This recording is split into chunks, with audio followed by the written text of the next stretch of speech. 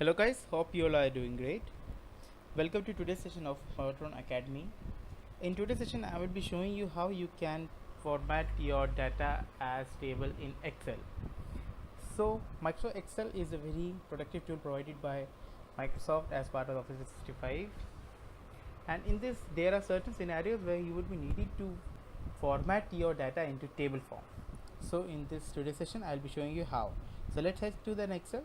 Here I have put a sample data for some students name and their marks on different subjects. So let's try to format this into a table. So select the data that you need to format, go to the insert tab, select the table option here, click OK. So you will see that this has been changed into data table. So you can see that this has been changed into table. Here you can also select the design of the table that you have created. For example, there are multiple designs available here.